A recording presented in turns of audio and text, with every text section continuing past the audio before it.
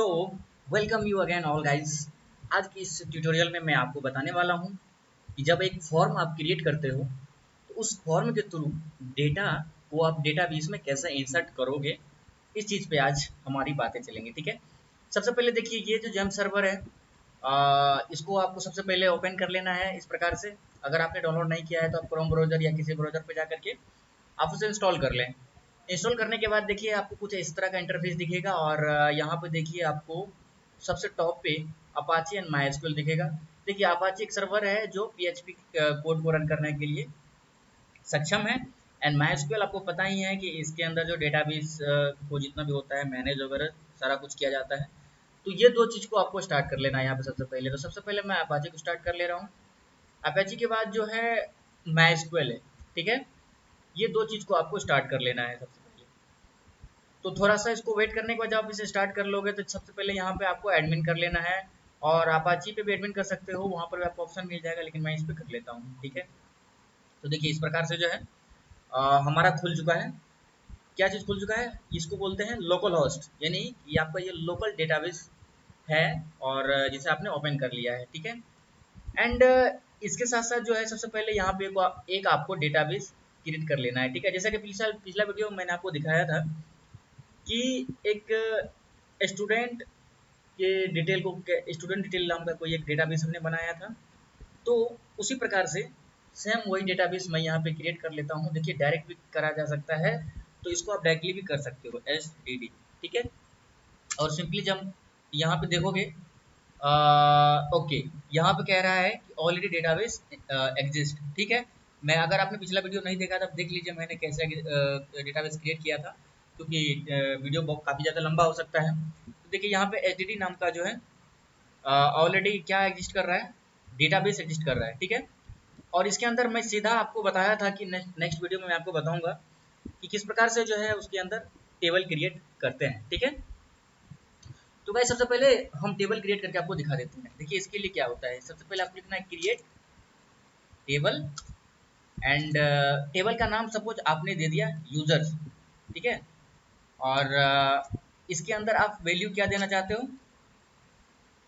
But इसमें जो है अभी आप वैल्यू डायरेक्ट नहीं दे सकते हो, क्योंकि इस टाइम अभी हम टेबल ही क्रिएट कर रहे हैं। तो सिंपली आपको यहाँ आना है, ओपन एंड क्लोज ब्रैकेट लगा देना इस प्रकार से। एंड इसके अंदर सबसे पहले आपको मैं सिर्फ सिंगल डिटेल, जो कि अभी मैं फ्रंट एंड को डिजाइन करके दिखाऊंगा, एंड उसके थ्रू जो है फॉर्म के थ्रू डेटा को कैसे अपने डेटाबेस में सबमिट करवाते हैं, उस चीज़ को मैं आपको अच्छे से दिखाऊंगा, ठीक है। तो सबसे पहले मैं ऐसा करता हूँ कि यूजर नेम सिर्फ ले लेता हूँ, सिर्फ एक चीज़ मैं आपको वो करके दिखाऊंगा, ठीक है। यूजर नेम, ये यूजर नेम जो है मैं आपको फॉर्म के थ्रू, बेसिकली मैं यहाँ टेबल क्रिएट कर लेता हूँ। टेबल क्रिएट आप अगर कोई भी इस तरह का डेटाबेस डिजाइन कर रहे हो या फिर कोई वेबसाइट डिजाइन कर रहे हो, तो सबसे पहले आपको डेटाबेस वगैरह क्रिएट करना ही पड़ेगा एंड टेबल क्रिएट करना ही पड़ेगा, तभी जा करके आप ये कंसेप्ट लगा सकते हो, ठीक है, डेटा इंसर्ट करवा सकते हो। तो यहाँ पे देखिए सबसे पहले हमने क्या कर दिया है कि create table name user, and इसका जो है टाइप देना है, जैसे वेरकेर होगा, एंड इसकी साइज मैं यहाँ बता देता हूँ कि 50 होगा, ओके। यहाँ पे आप कितना भी दे सकते हो, कोई मैटर नहीं करता है। एंड इसके साथ साथ इसको मैं लिख रहा हूँ नॉट नल, ठीक है।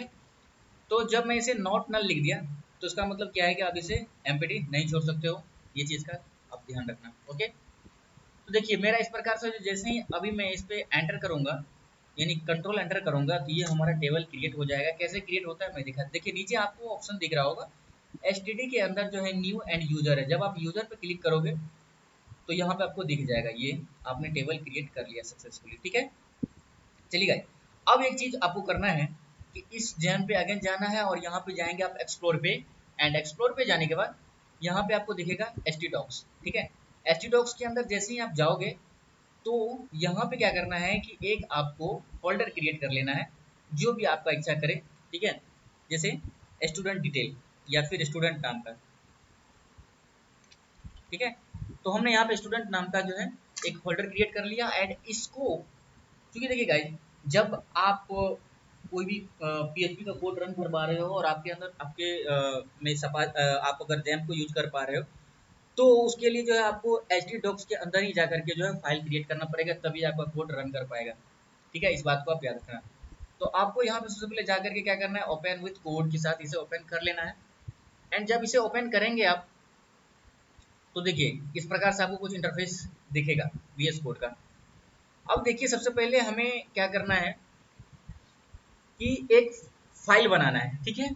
फाइल कैसे बनाएंगे, सिंपली फाइल का नाम मैं रखता हूँ इनपुट, ओके, .php, ये हो गया। एंड एक चीज, एक फाइल मैं और क्रिएट करूंगा। जैसा कि पिछला वीडियो में मैंने बता भी दिया था कि कैसे जो है डेटाबेस का कनेक्टिविटी हम लोग PHP के कोड के थ्रू करते हैं। तो यहाँ पे एक कनेक्शन नाम का हम डेटाबेस बना लेते हैं। बेसिकली डेटाबेस भी फाइल बनाया गया है, ओके। देखिए यहाँ पे सबसे पहले हम PHP का टैग लगाते हैं। देखिए ये सारी बातें आपको अगर नहीं समझ में आ रही है तो आपको पिछला वीडियो को जाकर देख लें, अदरवाइज मैं इसमें भी बता ही रहा हूँ तो कोई दिक्कत आपको होना नहीं चाहिए इसे।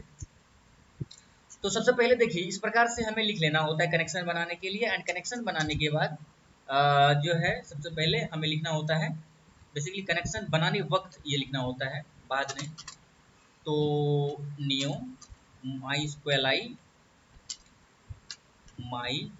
आई। एंड इसके अंदर जो है हमें कुछ डेटा पास करने होते हैं, आर्गुमेंट पास करने होते हैं, जो कि आपका क्या कहते हैं, सर्वर का नाम क्या है, यूजर का नाम क्या है, पासवर्ड क्या रखेंगे, ये सारी चीज़ें इसमें पास करना होता है। लेकिन इसमें पासवर्ड जरूरी नहीं होता है। तो देखिए इसमें मैं लिख करके दिखाता हूँ, लोकल होस्ट, और लोकल होस्ट के बाद आपको यूजर नेम भी देना है। तो वो क्या हो जाएगा, वो हो जाएगा रूट, ठीक है। बेसिकली आपको इसमें रूट नहीं डालना होता है। जब आप ऑनलाइन सर्वर पर अपने वेबसाइट को रखोगे तो उस वक्त ये चेंज हो सकता है, बाकी ये अभी इसी प्रकार से रहेगा, ठीक है। यहाँ पे डाला जाता है पासवर्ड, ठीक है, ये बात आप अच्छे से याद रखो। एंड उसके साथ जो है आपको डेटाबेस का नाम यहाँ डालना है। तो डेटाबेस अभी आप मैंने क्रिएट करके दिखाया था यहाँ पे, आपको शायद भली बात याद हो, HDD करके ये आपका डेटाबेस है, ठीक है। तो इसमें आपने क्या किया, सारा डिटेल रख दिया, ठीक है। एंड एक चीज मैं आपको यहाँ पे करके दिखाना चाहूंगा कि अगर एक कंडीशन मैं यहाँ चेक करता हूँ, ओके, यहाँ पे कहता हूँ if is set, not is set, ठीक है। इसका मतलब ये हुआ, देखिए मैं अभी आपको बताता हूँ, डॉलर कनेक्शन इको, इको जैसे ही करवाएंगे तो उसके बाद देखिए क्या करते हैं इसमें कि कनेक्शन फेल्ड, ऐसा क्यों लिखा हमने, कनेक्शन फेल्ड ऐसा क्यों लिखा हमने, ऐसा इसलिए लिखा कि जब क्या हो, नॉट यहाँ आपको दिख रहा होगा कि मैंने नॉट लगाया है, लॉजिकल नॉट आपको पता ही है। तो यहाँ पे मैंने नॉट लगाया है, नॉट इज सेट, यानी कि कनेक्शन जब सेट नहीं हो पाता है तो ये आपको एरर शो हो। और एल्स वाला एक पार्ट भी आप चाहें तो लिख सकते हैं टेस्टिंग पर्पस के लिए। तो उसको कैसे लिखते हैं, सिंपली इसे भी आप इको के अंदर ही लिख दें, एंड सक्सेसफुल, सक्सेसफुल, बस इस प्रकार से इतना कर दें आप। चलिए मैं इतना आपको फिलहाल एक बार रन करके दिखा देता हूँ कि कनेक्शन एस्टेब्लिश कर पाया हूँ या नहीं कर पाया हूँ, ठीक है। आपको यहाँ पे क्लिक करना है लोकल होस्ट। एंड अभी आपको मैंने बताया था कि एक फोल्डर क्रिएट करना है, उस फोल्डर का नाम आपको याद जरूर जरूर रखना है। और स्टूडेंट नाम का फोल्डर हमने क्रिएट किया था, ठीक है। यहाँ पे आपको स्टूडेंट टाइप करना है, स्टूडेंट। जब इस पर आप क्लिक करोगे तो यहाँ पे आपको दिख जाएगा कि आप कितने तरह के फाइल क्रिएट किए हो। सपोज कनेक्शन पे मैंने क्रिएट किया एंड सक्सेसफुली एल्स पार्ट इसका चल चुका है। जब इसका एल्स पार्ट चल गया है तो मुझे पता है कि कनेक्टिविटी हमारा एस्टेब्लिश हो चुका है, ओके। फिर से आपको यहाँ पे आ जाना है, ठीक है। अब क्या है कि सबसे पहले आपको इसमें कनेक्शन के लिए सिर्फ मुझे कोड लिखना था और हमने लिख दिया। एंड इसमें आना है आपको सबसे पहले। जब इसमें आएंगे तो एमिट एब्रिविएशन का यहाँ पे सबसे पहले आप HTML का यूज कीजिए, इस प्रकार से आपने कर दिया। और जब आपने ये किया तो इसके बाद देखिए क्या करना होगा आपको कि नीचे आएंगे एंड इस टाइटल में आपको लगाना है कि input from form, input data from form, ठीक है। एंड फॉर्म के थ्रू आप डेटा ले रहे हो यहाँ पे, ठीक है। ये चीज input data from, sorry, from form, ठीक है। और इसके बाद आपको आना है नीचे। एंड नीचे आने के बाद देखिए मैं थोड़ा सा यहाँ पे क्या करता हूँ, इस बात को आप ध्यान रखिएगा, ठीक है।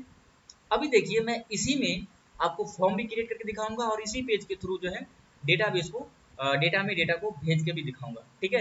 ये दो चीज़ मैं सेम फॉर्म पे, हालांकि मैं किसी और फॉर्म में किसी और फोल्डर या फाइल क्रिएट करके जो है मैं उसमें आपको डेटा सबमिट करना बता सकता हूँ, बट लेकिन इसी के थ्रू मैं करके दिखाता हूँ कि आप सिंगल पेज में कैसे कर सकते हो, ठीक है। देखिए अगर आपको इसी पेज में अगर डेटा आपको डेटाबेस में सेंड करना है तो उसके लिए ज़रूरी ये है कि सबसे पहले आपको कनेक्शन बनाना अपने डेटाबेस से। तो आपको पता है कि यहाँ पे जो है हमने कनेक्शन नाम का डेटाबेस बना चुका है। जैसे ही इसको बनाया है तो उसके लिए सबसे पहले आपको क्या करना पड़ेगा, तो उस फाइल को इस फाइल में इंक्लूड करना पड़ेगा।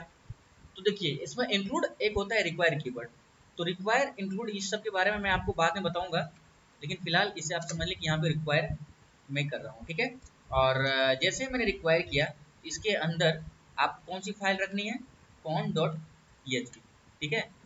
तो यहाँ पे connection.php आपका फाइल आ गया, लेकिन उससे पहले एक चीज़ आपको ध्यान में रखना होगा कि PHP का कोड जब भी लिखे तो PHP का टैग लगा के ही लिखे, क्योंकि वो एक स्क्रिप्टिंग लैंग्वेज होता है तो वो ऐसे वर्क नहीं करेगा।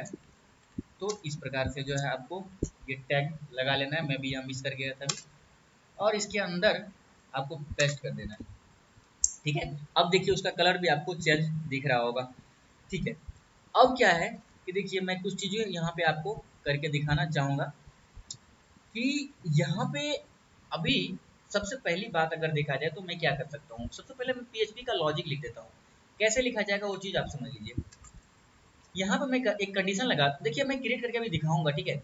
लेकिन मैं वो कंडीशन लेके चल रहा हूँ कि अगर मान लीजिएगा अगर सबमिट बिना फॉर्म का भी हो गया तो क्या होगा, उस चीज़ को थोड़ा सा हम लोग देख लेते हैं। यहाँ पे कहना है मुझे इज सेट, ठीक है, इज सेट, एंड इसके साथ साथ आपको आपको पता है कि गेट पोस्ट एंड रिक्वेस्ट ये सारे वेरिएबल्स होते हैं, एंड और भी सारे वेरिएबल्स होते हैं। लेकिन आपको पता है कि जब आप अपने फॉर्म के थ्रू डेटा को गेट मेथड के थ्रू या फिर पोस्ट मेथड के थ्रू भेजते हो तो आपको अगर शायद ये ना पता हो कि उसमें क्या सिक्योरिटी लेवल है, तो वो चीज़ें मैं आपको बताऊंगा। फिलहाल देखिए अगर सेंसिटिव डेटा अगर डेटाबेस को भेज रहे हैं तो आपको पोस्ट मेथड का यूज करना चाहिए, और पोस्ट मेथड जब किसी को लगा रहे हैं तो उस डेटा को रिसीव करने के लिए आप रिक्वेस्ट वेरिएबल का यूज कर सकते हो, ठीक है। हालांकि मैं पोस्ट का भी कर सकता हूँ लेकिन रिक्वेस्ट का भी कर सकता हूँ। सपोज मैंने यहाँ पे रिक्वेस्ट का ही कर लिया, ठीक है, इस प्रकार से।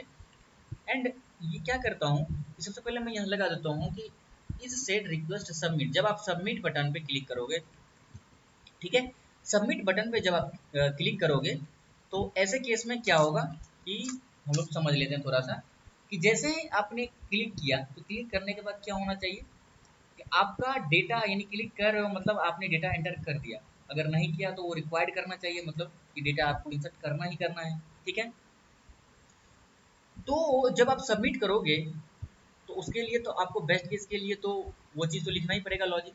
तो क्या लिखेंगे, यहाँ पर हम लोग बनाते हैं कि वेरिएबल यूज़र नेम नाम का हमने वेरिएबल बना लिया।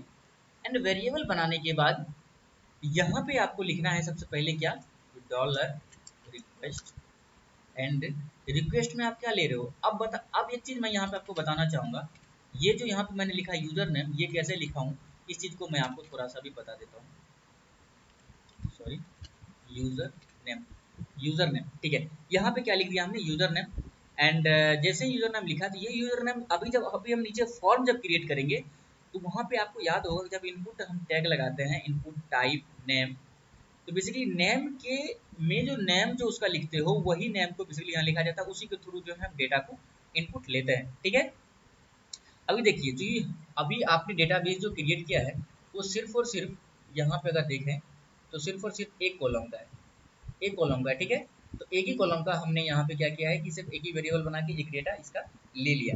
लेने के बाद आपको नीचे आना है एंड वहाँ पे हम क्या करते हैं, एक वेरिएबल और बना लेना है जिसमें कि अपना क्वेरी हम लिख सकते हैं। क्वेरी, देखिए क्वेरी में क्या करना है कि बेसिकली जो डेटा यहाँ पे आपने वेरिएबल बनाया है और फॉर्म के थ्रू जो यूजर से इनपुट लिया है उस इनपुट को डेटाबेस में तो सबमिट भी तो करना है, डेटाबेस में रखना भी तो है। यहाँ पे आपको लिखना है इंसर्ट, ये हमारा क्वेरी है, ठीक है, डेटाबेस का क्वेरी। तो क्या लिखेंगे, इंसर्ट इनटू, एंड किसमें इंसर्ट करना है, तो जब आपने डेटाबेस को क्रिएट किया होगा यहाँ पे तो आपको दिख रहा होगा यूजर्स नाम का डेटाबेस है यहाँ पे हमारे पास। तो जब यूजर्स नाम का डेटाबेस है तो बेशक यूजर्स नाम में ही हमें इंसर्ट करवाना है। तो इस प्रकार से आप इसे चाहें तो कर भी सकते हैं, तो इसे भी काम कर जाता है। ठीक है, तो यूजर्स में आपको क्या करवाना है कि यहाँ पे जैसे ही यहाँ पे अपने यूजर्स लिखा तो इसमें आपको क्या लिख देना है, यूजर नेम। ठीक है, user name, user name, user data में यूजर नेम के अंदर वैल्यू क्या डालना है, वैल्यू क्या डालना है उस चीज को देख लेते हैं। तो जो वैल्यू आप यहाँ से यूजर से ले रहे हो बेसिकली यही डालना होगा, ये डालना होगा। इसे आप कॉपी कर लीजिए एंड कॉपी करने के बाद इसमें आपको रख देना है। तो जैसे ही आप इसमें यहाँ पे इसको रखोगे तो ऐसे ही नहीं रख सकते हैं, आपको यहाँ पे इसका यूज करना पड़ेगा सिंगल इन्वर्टेड कॉमा का। ठीक है, एंड इसके अंदर आपको इस प्रकार से रख देना है एंड रख देने के बाद ये आपका क्वेरी का काम कंप्लीट हो गया। लेकिन देखिए यहाँ पे सिर्फ और सिर्फ अभी आपने क्वेरी चलाया है एंड क्वेरी चलाने के बाद एक और वेरिएबल बना लेना है आपको, रिजल्ट नाम का। ठीक है, जब यहाँ पे रिजल्ट नाम का आप वेरिएबल बनाओगे तो इसके लिए एक जो डेटाबेस में एक्चुअल में चेंजिंग लाने का काम करता है वो एक है फंक्शन MySQLi एंड क्वेरी। ठीक है, देखिए कितना सिंपल है, MySQLi क्वेरी एंड इसमें ये दो आर्गुमेंट लेता है, एक तो डेटाबेस का जो आपने डेटाबेस कनेक्शन क्रिएट किया था इस वाले फोल्डर में, इस वाले फाइल में।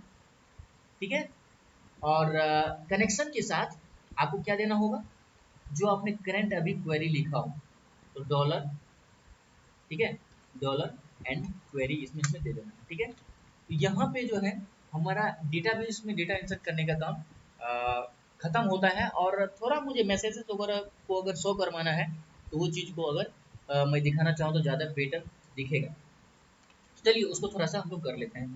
तो यहाँ पे क्या करेंगे, सबसे पहले कि एक कंडीशन लगाते हैं कि इफ, ठीक है, इफ लगाने के बाद हमें क्या करना है कि डॉलर एंड रिजल्ट। ठीक है, ये रिजल्ट जो मैंने वेरिएबल बनाया है, अगर ऐसा होता है इफ डॉलर रिजल्ट या फिर इनसेट भी आप लगा सकते हो, आपको क्या देना है, जो डेटा इंसर्टेड या फिर सेव सक्सेसफुली, तो इको में कर सकते हैं हम इसे। तो क्या कर देंगे, your data insert in database successfully,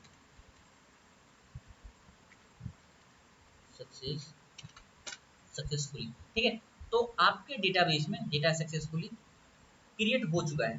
ठीक है, अगर नहीं हुआ होगा तो क्या कहोगे, क्या कहोगे, तो आप कह सकते हो समथिंग एरर। ठीक है, कुछ गड़बड़ हो रहा है, इस वजह से जो है आंसर नहीं हो रहा है। तो यहाँ पे एल्स केस भी आप चला सकते हो। ठीक है, तो जब आप यहाँ पे एल्स केस चलाओगे तो क्या कहेंगे हम, something wrong, something going wrong. ठीक है, ये चीजें आपको इतना कर देना है। ठीक है, इतना तो आपने कर दिया, बट आप ये सोच रहे हो कि आप डेटा तो आपने तो इंसर्ट करने का कोई फॉर्म ही नहीं बनाया। बेशक फॉर्म हमने अभी नहीं बनाया, तो नहीं बनाया है तो उस केस में हमें यहाँ पे बाहर आना है। ये जो आपने इफ लगाया, इस वाले इफ, थोड़ा इसे साइज में बड़ा कर देता हूँ और थोड़ा सा, यस, अब आपको आई होप विजिबल होगा। चलिए, ये वाला जो इफ आपने लगाया है, इस इफ के जस्ट एंड में आना है और यहाँ पे एल्स केस एक लगा देना है एंड एल्स केस लगाने के बाद इसे एक बार बंद करना है, लेकिन इसे ओपन भी कर लेना है। ठीक है, अब देखिए यहाँ पे हम लोग करने क्या जा रहे हैं उस चीज़ को थोड़ा गौर से समझिएगा। ये एक तरीका है PHP में, जैसे ही आपने एल्स केस लिखा तो एल्स केस में आपका फॉर्म वाला पार्ट चलाएगा। ठीक है, एल्स केस में क्या क्या चलाएगा, फॉर्म वाला पार्ट चलाएगा एंड जैसे ही फॉर्म वाला पार्ट हमारा यहाँ पे आ जाता है तो क्या करते हैं उसके बाद कि ये आपका जैसे ही ओपन हो गया एंड इसके जस्ट नीचे आना है और यहाँ पे आपको कर लेना है फॉर्म क्रिएट। ठीक है, और ये जैसे ही मैंने फॉर्म क्रिएट कर लिया तो क्रिएट करने के बाद यूजर नेम यहाँ पे लिख देना है, यूजर डिटेल,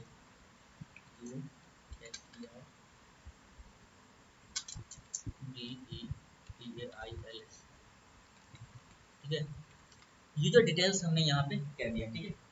तो फॉर्म बेसिकली यूजर डिटेल्स का ही फॉर्म बना रहे हैं, तो वो चीज़ें आपको यहाँ पे लिखना ही पड़ेगा। एंड जैसे ही आपने लिखा इसको एंटर मारें। ओके, चलिए ये थोड़ा सा काम कर जा रहा है। यस, अब क्या करना है कि इसके नीचे आना है एंड इसके नीचे जैसे ही आप आओगे तो आपको PHP का इस प्रकार से यहाँ पे ओपन वाला टैग लगाना है ये। एंड ये लगाने के बाद अभी जो आपने यहाँ पे ओपन किया था उसको यहाँ पे आके क्लोज करना है एंड इसके नीचे आकर के फिर से इस प्रकार से कर देना। देखिए आपका सारा एरर हट जाएगा, ठीक है। तो इतना चीज़ आपको कर देना है एंड इतना चीज़ करने के बाद एक चीज़ आपको फॉर्म में जो लगाना है वो है मेथड, ठीक है। कौन सा मेथड आप यूज कर रहे हो, तो मेथड बेसिकली पोस्ट कर रहे हैं, ठीक है। तो देखिए इन सब में अंतर क्या है, मैं इन सबको नेक्स्ट वीडियो में आपको जरूर से जरूर बताऊंगा। एंड यहाँ पे जो है अभी आप देख रहे हो कि आपका फॉर्म क्रिएट हुआ है एंड क्रिएट में सबसे पहले आपको यूजर से इनपुट तो लेना है। तो इनपुट कैसे लोगे, इस प्रकार से इनपुट टाइप आपका टेक्स्ट होगा एंड जैसे इनपुट टाइप टेक्स्ट होगा तो अभी आपको मैंने एक चीज़ यहाँ पे बताना है, वो क्या है मैं आपको बता देता हूँ। यूजर नेम, देखिए यहाँ पे आपको दिख रहा होगा यूजर नेम का एक हमने वेरिएबल बनाया था, इस वेरिएबल में यहाँ पे हमने लिखा था यूजर नेम, वो यही है, ठीक है, वो यही है। ओके, अगर यहाँ पे मैं चेंज कर दूंगा तो मेरा डेटाबेस में डेटा जा ही नहीं पाएगा। ओके, तो यहाँ पे क्या हो रहा है, यूजर नेम हमने वेरिएबल बना लिया। जब यूजर नेम वेरिएबल बना लिया तो इसके बाद टाइप यूजर नेम एंड उसके साथ एक आपको यहाँ पे प्लेस होल्डर लगा देना है, इसलिए कि ताकि वहाँ पर उससे हिंट मिलता चले। तो enter your name, enter enter your name, ठीक है। और उसके साथ इस फील्ड को कर दूंगा मैं रिक्वायर्ड एंड जैसे ही मैंने इसे रिक्वायर्ड किया, इसे आप चाहे इस प्रकार से क्लोज कर सकते हैं। तो ये आपका इनपुट वाला फॉर्म हो गया। अगर मैं इसमें आपको रन करके दिखाऊं तो चलिए दिखाते हैं। ये इनपुट वाला फॉर्म था, देखिए सक्सेसफुली, बेसिकली ये सक्सेसफुली वो दिखा रहा है, मैंने उसी के साथ लिख दिया था, तो इस पर ध्यान न दें आप। एंड यूजर डिटेल, देखिए अभी यूजर डिटेल अगर आप कुछ डाल भी देते हो तो कोई फर्क इसे नहीं पड़ेगा क्योंकि सबमिट तो बटन है नहीं यहाँ पे। तो जैसे ही सबमिट बटन नहीं है तो सबमिट बटन आपको लगाने के लिए फिर से इनपुट टैग लेना पड़ेगा एंड इनपुट टैग में टाइप जो इसका होगा वो सबमिट लिख दीजिए आप, ठीक है। टाइप इसका सबमिट होगा, इससे ऑटोमेटिक बटन क्रिएट हो जाता है एंड उसके साथ इसका वैल्यू आपको देना है क्या, सबमिट, ठीक है। तो वैल्यू आप इसका सबमिट दे दें, ठीक है। एंड इसका नेम भी सबमिट दे दें, ठीक है। एंड ये सारी चीज़ हो जाने के बाद देखिए अभी आप शुरुआत में हमने कंडीशन लगाया था इफ इसेट रिक्वेस्ट सबमिट, तो देखिए ये यहीं से ये वैल्यू लेगा, यानी कि इसको पता कैसे चलेगा, इसी प्रकार से पता चलेगा। तो जैसे ही सबमिट आप क्लिक करते हो तो आपका डेटाबेस में डेटा इंसर्ट हो जाएगा। चलिए एक चीज़ मैं इससे पहले आपको दिखा दूँगा, अभी देखिए आपके डेटाबेस में एक भी नाम नहीं है, लेकिन अभी इसको जब मैं रिफ्रेश करूँगा और डेटा को दोबारा इंसर्ट, सॉरी बेसिकली डेटा मैंने एक भी डाला नहीं है, तो जब डाला नहीं है तो उसके लिए सपोज मैंने आपका नाम यहाँ पे किसी का नाम लिख दिया, जैसे राधेश्याम,